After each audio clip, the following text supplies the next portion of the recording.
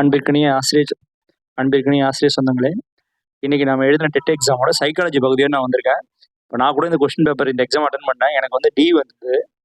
அதை ஒட்டுமொத்தமாக என்னால் பிடிஎஃபாக சேஞ்ச் பண்ண முடியல. அதனால் வந்து தேவையான சைக்காலஜி மட்டும் ஃபோட்டோ எடுத்து பிடிஎஃபாக மாற்றி உங்களுக்கு கொடுத்துருக்குறேன். அதுக்கான ஆன்சரையும் கொடுக்குறேன் நான். பெரும்பாலும் இதில் கரெக்ஷன் இருக்காது. 97-98% நிச்சயமாக இதில் கரெக்ஷன் இருக்காது. நீங்கள் நிச்சயமாக நம்பலாம். இந்த கொஷின்ஸ் வந்து கொஞ்சம் கீழே இருந்து மேலே போவோம். நீங்கள் கொஷின்ஸ் மட்டும் பார்த்துக்கோங்க. உங்கள் கொஸ்டின் பேப்பரில் என்ன கொஸ்டின் இருக்கோ இந்த கொஸ்டினுக்கு ஆன்சர் செக் பண்ணிட்டு குறித்து பார்த்துக்கிட்டு அப்புறம் நீங்கள் உங்கள் கொஸ்டின் பேப்பர் செக் பண்ணி எவ்வளோ மார்க்குன்னு பார்த்துக்கோங்க. ஸ்டார்ட் பண்ணிடலாமா? இங்கே பாருங்கள், ஃபஸ்ட்டு இதோ இருக்கு பாருங்கள் 1. இதை பார்த்துடலாம். கீழ்நிலை மன தூண்டுதல்களுக்கும் மேல்நிலை மனதின் கோரிக்கைகளுக்கும் இடையில் ஈகோவின் மத்தியஸ்த பங்கை எரிக்சன் நிராகரிக்கிறார்னு ஒன்று இருக்கு. அடுத்தது, ஒவ்வொரு கட்டத்திலும் ஈகோ வளர்ச்சிக்கு நேர்மறையான பங்களிப்பை அளிக்கிறது, மனப்பான்மையும் திறன்களையும் பெறுகிறது, இது தனிநபரை சமூகத்தின் சுறுசுறுப்பான பங்களிப்பு செய்யும் உறுப்பினராக ஆக்குகிறது அப்படின்னு சொல்லியிருக்காங்க அப்படின்னு எரிக்சன் ஏற்றுக்கொள்றான்னு சொல்றாங்க. இதுக்கு வந்து ஆன்சர் வந்து கூற்று 1 வந்து தவறானதுங்க. ஆனா கூற்று 2 சரியானது. இதுதான் இதுக்கு ஆன்சர். திரும்பவும் பாருங்க. பழக்கப்படுத்தல் என்பது மூளை மாறி வரும் தகவல்களை கையாளும் விதமாகும். கூற்று 1. கூற்று 2. மாறாத தூண்டுதலுக்கு உணர்திறன் ஏற்பி செல்கள் குறைவான எதிர்வினை ஆற்றுகின்றன சொல்றாங்க. இதுக்கு வந்து கூற்று 1 வந்து சரியானதல்ல, ஆனா கூற்று 2 வந்து சரி. இதுதான் இதுக்கு ஆன்சர். அப்புறம் நேரா 3 போயிருமா? இதோ இருக்கு பாருங்க, மேல பாருங்க 3 இருக்கு பாருங்க. கல்வி பயன்பாட்டிற்கான தொழில்நுட்பத்தை தேர்ந்தெடுப்பதற்கான கொள்கையில் பின்னொன்றை வந்து வரிசைப்படுத்த சொல்லியிருக்காங்க. எது முக்கியம்னு பாத்தீங்கன்னா இது பாருங்க, ஏ. அதாவது பொருத்தத்தன்மை, நம்பகத்தன்மை மற்றும் ஆர்வம், இது 3 மட்டும் தான் தேவையா இருக்கு. அப்ப ஏபிடின்றதுதான் சரியான பதில். அடுத்து பாருங்க, திரும்பவும் கூற்று ஏ பாருங்க. அனுமானம். உள்ளடக்குதல் என்பது ஒரு அடிப்படை உரிமை, அது ஒரு சிறப்புரிமை அல்ல அப்படின்னு சொல்லியிருக்காங்க. காரணம் வந்து பன்முகத்தன்மை கொண்ட கற்றல் சூழலை அனைவருக்கும் பயனளிக்கக்கூடிய வகையில் நிவர்த்தி செய்வதே உள்ளடக்குதலின் அடிப்படை தத்துவமாகும். இதுல பாத்தீங்கன்னா ரெண்டுமே சரி. ஏ வந்து ஆறு வந்து ஏக்கு சரியான விளக்கம், அதுதான் கரெக்ட். ஓகேவா?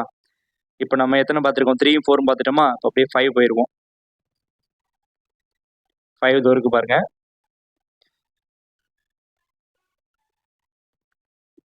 கண் சிமிட்டல்னா என்ன? வேறுன்றல், உறிஞ்சல், மொரோ அப்படின்னு சொல்லியிருக்காங்க. இதுக்கு வந்து ஆன்சர் வந்து பி தாங்க ஆப்ஷன் கரெக்டு. இப்போ பாருங்க, கண் சிமிட்டலுக்கு வந்து குழந்தைகளின் வலுவான தூண்டுதல் இருந்து பாதுகாப்பு அளிக்கிறது, இதுதான் வந்து ஃபர்ஸ்ட். அடுத்தது வேறுன்றல் வந்து இதுதான்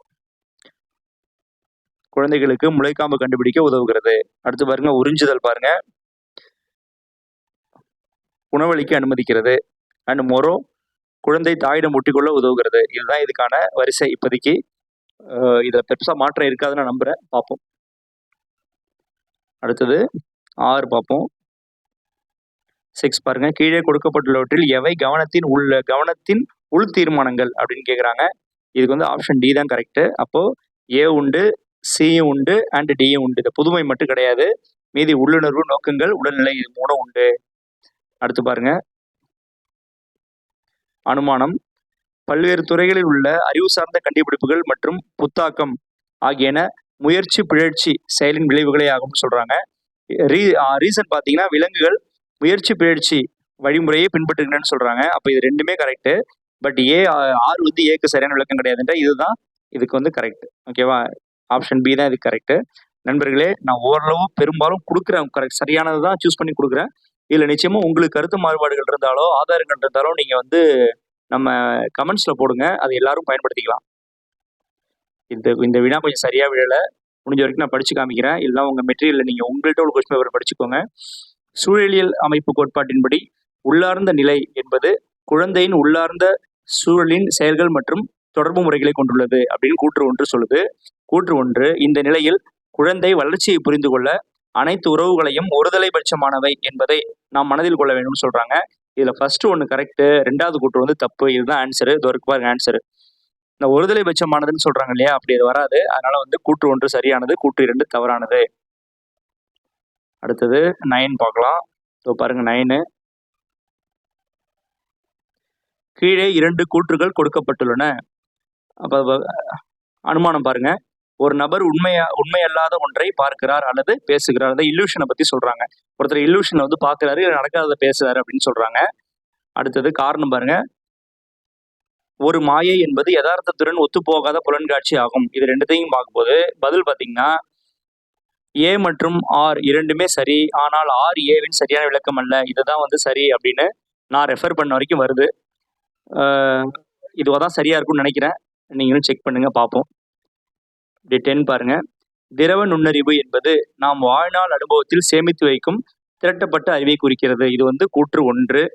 கூற்று 2, திரவ நுண்ணறிவுக்கு வயதுக்கேற்ப மெதுவாக குறைவது போல் தெரிகிறது அப்படின்னு இருக்கு. இதுக்கு ஆப்ஷன் டி தான் சரியானதா இருக்கும்னு நான் நினைக்கிறேன்.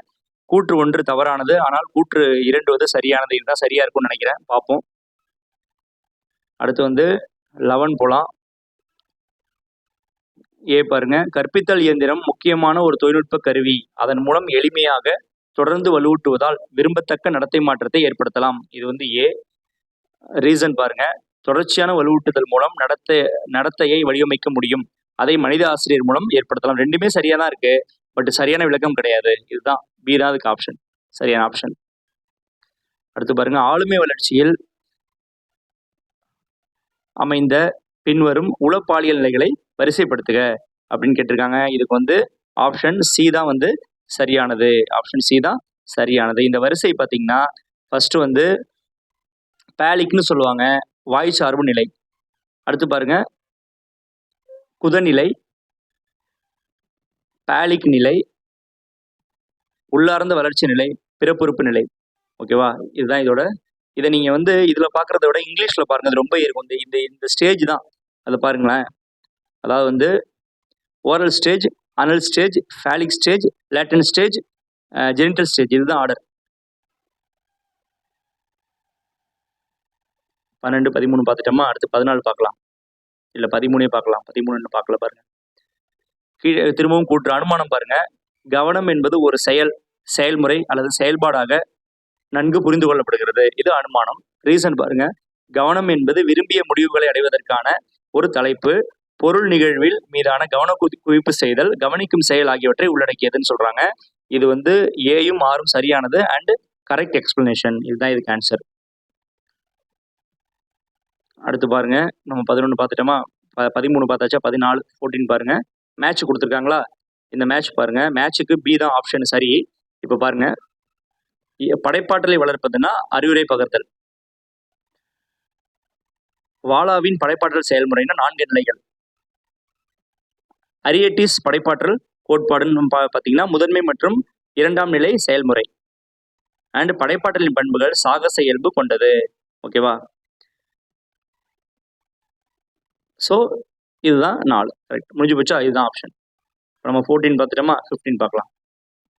15 பாருங்க. ஜீன் பியாஜே குழந்தைகள் தங்களது சொந்த செயல்பாட்டின் மூலம் தங்கள் உலகத்தை பற்றிய அனைத்து அறிவையும் கண்டுபிடிப்பதாகவோ அல்லது உருவாக்குவதாகவோ கருதினார். இது வந்து அனுமானம். ரீசன் பாருங்க. ஜீன் பியாஜின் அறிவாற்றல் வளர்ச்சி கோட்பாடு அறிவாற்றல் வளர்ச்சிக்கான ஒரு பூர்வீக அணுமுறையாக விவரிக்கப்படுகிறது அப்படின்னு கொடுக்குறாங்க. ஸோ இது வந்து ரெண்டுமே கரெக்ட் அண்ட் சரியான எக்ஸ்பிளனேஷன். ஆப்ஷன் ஏ தான் கரெக்ட். அடுத்து 16 பாருங்க. திரும்பவும் கூற்று தான்.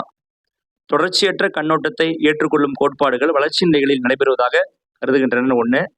குறிப்பிட்ட காலத்தில் நிகழும் சிந்தித்தல், உணர்தல் மற்றும் நடத்தை தரம் சார்ந்த மாற்ற நிலையின் குணங்கள் ஆகும் கொடுத்துருக்காங்க. ஸோ இது பார்த்தீங்கன்னா கூற்று 1 மற்றும் 2 ரெண்டுமே சரி. இதுதான் அதுக்கு ஆன்சர். ஓகேவா? எவ்வளோ 16 பார்த்துட்டோமா? கீழே 17 இருக்கு, அதையும் பார்த்துருவோம்.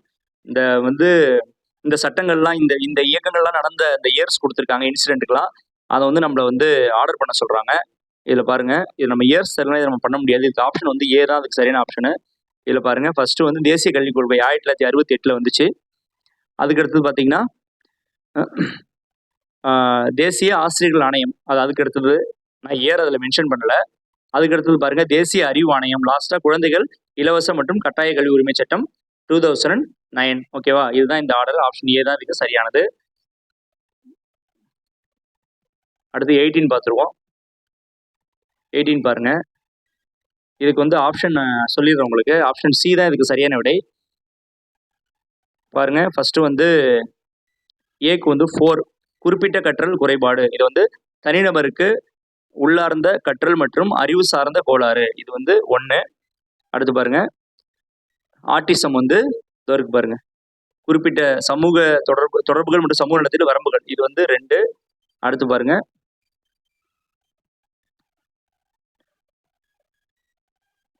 பெருமூளைவாதம் அப்படின்னா உடல் அசைவையும் தசை இயக்கங்களையும் பாதிக்கும். இதுதான் இதுக்கு.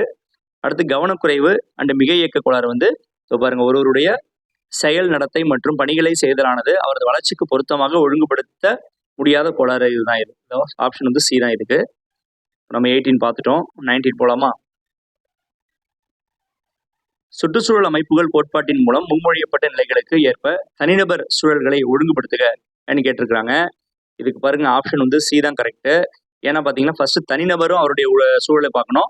அடுத்து வீடு, பள்ளி, அருகாமை, இதுதான் உங்களுக்கு அடுத்து வரக்கூடியது. அடுத்தது பாத்தீங்கன்னா நிறுவனங்கள் மற்றும் பெற்றோர் பணி, மத நிறுவனங்கள், இது 3வது அண்ட் இது 4வது. ஸோ ஆப்ஷன் வந்து சி தான் அது கரெக்ட். அடுத்து 20 பார்க்கலாம். மேட்ச் தான் கொடுத்துருக்காங்க பாருங்களேன். இதுக்கு வந்து 20க்கு சரியான ஆப்ஷன் பி தாங்க சரியான ஆப்ஷன் இதுக்கு. இதுல பாருங்க மீசோ அமைப்புனா நுண் அமைப்புகளுக்கு இடையேயான இணைப்புகள், இதுதான் 1. ஓகேவா? அடுத்தது எக்ஸோ அமைப்புக்கு முறையான நிறுவன அமைப்புகள், இது 2. அடுத்து நுண் அமைப்புக்கு குழந்தையின் உடனடி சூழல், இதுதான் வந்து 3rd. அண்ட் பேரளவு அமைப்புன்னு பாத்தீங்கன்னா கலாச்சார மதிப்புகள் மற்றும் பழக்க வழக்கங்கள் 4. இதுதான் ஆர்டர். ஸோ இதுக்கு ஆப்ஷன் பி தான் கரெக்ட். ஓகேவா? ஸோ 20 வரைக்கும் பார்த்துட்டோம். 21 பார்த்துடலாம். அனுமானம் தம்மை புரிந்து கொள்வதில் ஒரு முக்கிய பகுதி நமது ஆளுமை பண்புகள் என்ன என்பதை பற்றிய உணர்வை வளர்த்துக் கொள்வதாகும். அது அனுமானம். அதுக்கு ரீசன் பாருங்க. ஆளுமை என்பது ஒரு நபர் பல்வேறு சூழ்நிலைகளில் வெளிக்காட்டும் நடத்தை முறைகள் அல்லது அந்த நடத்தை முறைகளுக்கு வழிவகுக்கும் நபரின் உளவியல் பண்புகள் ஆகியவற்றை சார்ந்ததுன்னா இது ஏ ஆர் ரெண்டுமே correct. And R is the correct estimation of A. முடிஞ்சு போச்சு.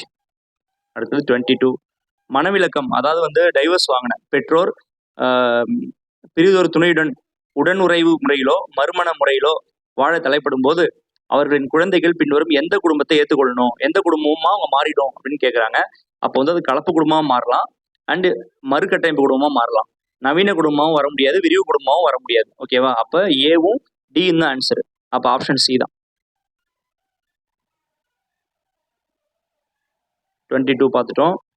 21 பார்த்துட்டோம். அடுத்து 23 திரும்பவும் வந்து கோட்பாடுகளும் சைக்காட்டிஸ்டும் கொடுத்துருக்குறாங்க பாருங்க. இது ரொம்ப ஈஸி.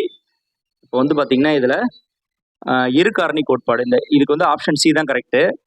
இங்கே பாருங்க, இருகாரணி கோட்பாடுனா ஸ்பியர்மேன் தான். ஓகேவா? அடுத்து குழுக்காரணி கோட்பாடுனா தர்சன். நீங்கள் குழுக்காரணி கோட்பாடு தர்சனை கண்டுபிடிச்சிட்டிங்கன்னா தர்ஸ்டனை பிக்கு பாருங்க, பிக்கு வந்து 1ன்ற ஆப்ஷன் எங்கே இருக்குது பாருங்க. 1த்துக்கு தான், இங்கே மட்டும் தாங்க இருக்குது, இங்கே மட்டும் தான் இருக்குது. இந்த 1த்தை கண்டுபிடிச்சிட்டிங்கன்னா இந்த ஆன்சரே முடிஞ்சு போச்சு. ரைட்டு. பல்காரணி கோட்பாடு சி பாருங்க. சிக்கு வந்து இஎல் டான்டேக்கு அண்ட் முக்காரணி கோட்பாடு வந்து ஸ்டென்பர்க். ஓகேவா? இதுதான் அதுக்கு ஆன்சர். 24 பாருங்க. ஒரு ஆசிரியர் தொடர்ந்து அவராகவே கற்காவிட்டால் அவரால் உண்மையாக கற்பிக்க முடியாது. ஒரு விளக்கு தொடர்ந்து ஒளிராவிட்டால் வேறொரு விளக்கை ஒளிர வைக்க முடியாது அப்படின்னு சொன்னவர் யாருன்னு பார்த்தீங்கன்னா ரவீந்திரநாத் தாகூர். இப்போ 24 பண்ணிட்டோம். 25 பார்ப்போம். திரும்பவும் வந்து மேட்ச் கொடுத்துருக்காங்க. இவங்க மேட்ச் வழியாவே நம்ம டெஸ்ட் பண்ணலான்னு முடிவு பண்ணிட்டாங்க இந்த டேட்ல பார்த்தீங்கன்னா. இதுக்கு ஆப்ஷன் டி தான் ஆப்ஷனு. இதுக்கு பாருங்க, கற்பவர் சார்ந்த காரணி எதுன்னு பார்த்தீங்கன்னா அடை ஊக்கம். ஆசிரியர் சார்ந்த காரணி ஆளுமை கூறுகள் மற்றும் நடத்தை. பாடம் சார்ந்த காரணி கற்றல் அனுபவம். செயல்பாடு சார்ந்த காரணி கற்றல் சூழல் மற்றும் வளம். இதுதான் இதுக்கு ஆப்ஷன். முடிஞ்சு போச்சா? 26 பாருங்க. பியாஜேயின் உணர்ச்சி இயக்க நிலைகளில் துணை நிலைகளை காலவரிசையாக ஒருங்கமைக்கணும் அப்படின்னு சொல்லியிருக்கிறாங்க. இதுக்கு எப்படி ஒருங்கமைக்கலாம் பாருங்க. ஃபர்ஸ்ட் வந்து பிரதிபலிப்பு வடிவமைப்பு, இதுக்கு வந்து ஆப்ஷன் சி தாங்க கரெக்ட். அடுத்தது முதன்மை சுழற்சி எதிர்வினைகள். அடுத்தது பார்த்தீங்கன்னா இரண்டாம் சுழற்சி எதிர்வினைகள். லாஸ்டா இரண்டாம் நிலை சுழற்சி எதிர்வினைகள் ஒருங்கமைப்பு. இதுதான் ஆன்சர். இதுக்கு option C is the correct answer. எவ்வளோ? 26 பார்த்துட்டோம். 27 பார்த்துடலாம். கூற்று பாருங்க. பியாஜேயின் கூற்றுப்படி செயல்பாட்டுக்கு முந்தைய சிந்தனையின் மிக அடிப்படையான குறைபாடு சுயநலம் அப்படின்னு சொல்றாங்க. ஓகேவா? அடுத்தது கூற்று 2 தன்முனைப்பு சுயநலம் என்பது மற்றவர்களின் குறியீட்டு கண்ணோட்டங்களை ஒருவரின் சொந்த கண்ணோட்டத்திலிருந்து வேறுபடுத்தி பார்க்கும் திறனாகும்னு சொல்றாங்க. இதுக்கு வந்து ஆப்ஷன் சி தான் கரெக்ட். கூற்று 1 சரியானது அண்ட் கூற்று 1 தவறானது. கூற்று 1 சரியானது, கூற்று 2 தவறானது. 28 பாருங்க. கொடுக்கப்பட்டுள்ளவற்றில் பள்ளி சமுதாய உறவை மேம்படுத்துவது. இது வந்து ஒரு கன்ஃபியூஷனான கொஸ்டின் தான். ஏன்னா பள்ளி சமுதாயம்னு கொடுத்துறதுனால பெற்றோர் ஆசிரியர் அமைப்பையும் நம்ம சொல்ல முடியும் நிச்சயமா. ஸோ அதில் நம்ம சர்ச் பண்ணும்போது பள்ளிகளில் இப்போ முறையாக இயங்கக்கூடிய பள்ளி மேலாண்மை குழுக்கள் அதுலேயும் பெற்றோர்கள் தான் இருக்காங்க. ஸோ இது நிச்சயமா இது வந்து ஒரு ஸ்டார் கொஸ்டின் ஆகிறதுக்கு வாய்ப்பு நிறைய இருக்கு. மேபி ஸ்டார் கொஸ்டின் ஆகணும்னே கொடுத்துருக்காங்களான்னு எனக்கு தெரியல. இது அப்படிதான் இருக்கு. நிச்சயமா இது ஸ்டார் கொஸ்டினா மாறிடும். ஸோ இது பள்ளி மேலாண்மை குழு சரியான பதில் தான். பெற்றோர் ஆசிரியர் அமைப்பு குழு சரியான பதில் தான்.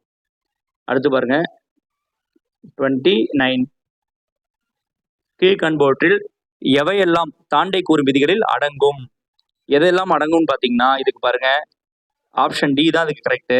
மனப்பான்மை விதி, ஒத்தத்தன்மை விதி, இல்ல மனப்பான்மை விதி, உருவக விதி அண்ட் இணைப்பு விதி. இது 3. ஒத்தத்தன்மை விதி மட்டும் கிடையாது. முடிஞ்சு போச்சா? அடுத்து பாருங்க லாஸ்ட் கொஸ்டின் 30. இந்த ரத்தத்தை வச்சு ஒரு இது இருக்கு. இது எல்லாமே பாருங்களேன். இதுல நான் இங்கிலீஷ்ல உங்களுக்கு காட்டுறேன் பாருங்களேன். இங்க பாருங்க, blood, yellow bile, phlegm and black bile, இந்த ஃபெலிக்மேட்டிக்கு, மெலன்கலிக்கு, சாங்குயின் அண்ட் சோலரிக். இது எல்லாம் பார்த்தீங்கன்னா பிஎஸ்சி சைக்காலஜியில் இதெல்லாம் இருக்கு. நான் வந்து பிஎஸ்சி சைக்காலஜி முடிச்சிருக்கிறேன். இதெல்லாம் நீங்க அப்ப பாத்தீங்கன்னா உடலோட ரத்தத்தின் அடிப்படையில, உடல்ல உள்ள திரவங்கள் அடிப்படையில நம்ம உடம்ப வச்சு மனிதர்களை வகைப்படுத்துவாங்க. இப்ப அதுல இருந்து இதை கேட்டிருக்கிறாங்க. இல்ல அப்படி பாத்தீங்கன்னா இதுக்கு வந்து ஆப்ஷன் டி தான் வந்து சரியான பதில் இருக்கு. பாருங்க, ரத்தத்துக்குன்னு பார்க்கும்போது நேர்மறை நம்பிக்கை மிகுந்த, இதுதான் 1. அடுத்து பாருங்க மஞ்சள் பித்தம். மஞ்சள் பித்தம் அப்படிங்கிறது வந்து பாத்தீங்கன்னா முன் கோபம். இது 2ஆச்சா? அடுத்து பாருங்க கபம். கபத்துக்கு குறைந்த மனையெழுச்சி குறைந்த. அண்ட் கரும்பித்தம் வந்து மனச்சோர்வு. இதுல ஒரு ஐடியா உங்களுக்கு சொல்லட்டுமா எப்படி கண்டுபிடிச்சேன்? நான் எப்படி இந்த இதுக்கு ஆன்சர் பண்ணேன்னு பாத்தீங்கன்னா இங்க பாருங்க, இங்கிலீஷ்ல பாருங்க. இங்கிலீஷ்ல இங்க பாருங்க ஃபெல்கம்னு இருக்கு, இங்க பிளிக்மேட்டிக்னு இருக்கு. நான் இதை வச்சு இதை பார்த்தேன். சிக்கு 1 அப்படின்னு தேடும்போது சிக்கு 1 இருந்தது. இந்த லாஸ்ட் ஆப்ஷன் 1 தான். இதை நான் பண்ணேன். இது கரெக்டா வந்துருச்சு. ஓகேவா? நன்றி நண்பர்களே. இது உங்களுக்கு யூஸ்ஃபுல்லா இருக்கும். யாருக்கா உங்களுக்கு தேவைப்பட்டுச்சுன்னா உங்க ஃப்ரெண்ட்ஸுக்கு தேவைன்னா நீங்க அனுப்பி ஷேர் பண்ணிக்கோங்க. தேங்க்யூ.